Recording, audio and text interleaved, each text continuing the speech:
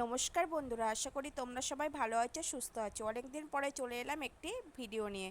তো এদিকে জল বসিয়ে দিয়েছি ভাতের জন্যে, আর জলের মধ্যে আলু আর উচ্ছে সিদ্ধ দিয়ে দিয়েছি, আর চালটাকে ধুয়ে রেখেছি।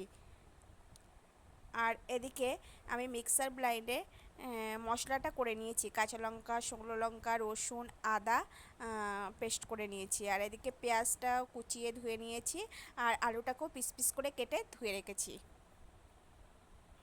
আর আজকে দশহরা, যেহেতু দুপুরবেলা চিড়ে, আম, কাঁঠাল, দই মিষ্টি এগুলো খাওয়া হয়েছে, তো রাতে এটাই রান্না হয়েছে।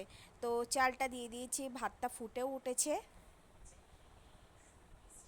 আর এদিকে কড়াই বসিয়ে দিয়েছি, কড়াইটা গরম হয়ে গেলে তেল দিয়ে দেব।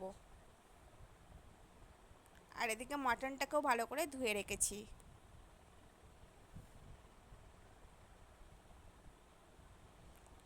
কড়াইয়ে তেল দিয়ে দিয়েছি, তেলটা গরম হয়ে গেছে। এবার আলুগুলোকে তেলের মধ্যে দিয়ে দিয়েছি, আর একটু লবণ আর একটু হলুদ দিয়ে দিয়েছি। আর ভাতটা হয়ে গেছে, এবার ভাতটাকে উপর করে দেব। আলুগুলো ভাজা হয়ে গেছে, তুলে নিয়েছি।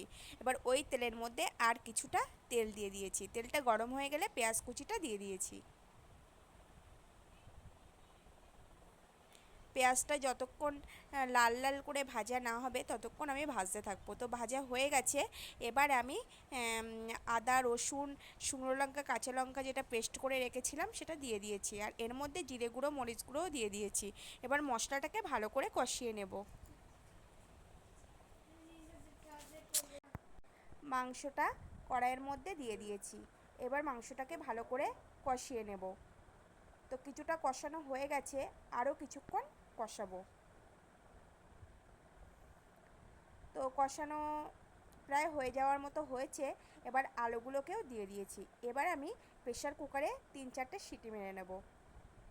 তো সিটি মারা আমার হয়ে গেছে, আমি আবার কড়াইতে মাংসটা ঢেলে দিয়েছি।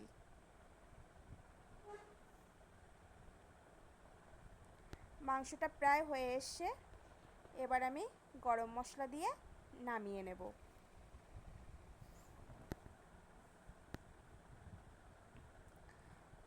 তো আজকের মেনুটা দশহরা স্পেশাল মেনু, রাত্রে ভাত আর মটন। তো আজকের ভিডিওটা এই পর্যন্তই বন্ধুরা। যদি তোমাদের কিছু ভালো লেগে থাকে অবশ্যই লাইক, কমেন্ট, শেয়ার এবং সাবস্ক্রাইব করে দিও।